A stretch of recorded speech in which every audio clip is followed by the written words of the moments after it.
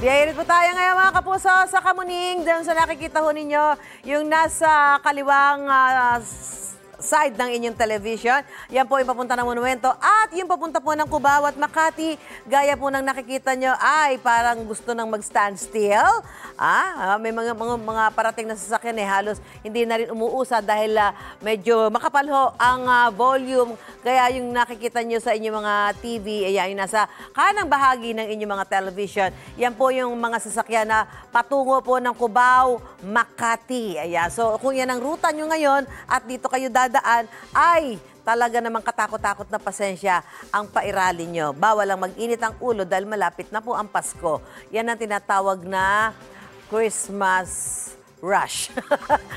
Kaya talagang kailangan medyo tiyaga lang. Sa Espanya Boulevard, Lacson Avenue, yung kaliwa po ay papuntang Quezon Avenue. Kaya lang maraming ganyan kasi naka-stop yung traffic lights. Yung kanan papuntang Quiapo, ayan, nag-go na sila. O yan, nag-uunahan na ho yung mga motorsiklo, di ba?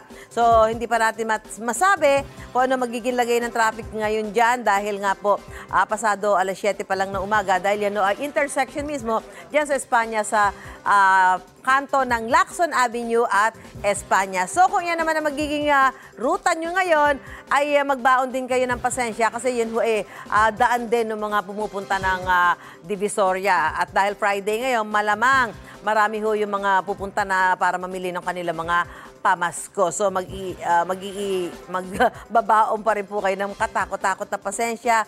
Tiwala lang, makakarating kayo sa inyong pupuntahan. Talagang ganyan kapag matindi ang traffic ngayong holiday season. Okay? Happy weekend mga kapuso! Gusto mo bang mauna sa mga balita? Mag-subscribe na sa GMA Integrated News sa YouTube at tumutok sa unang balita.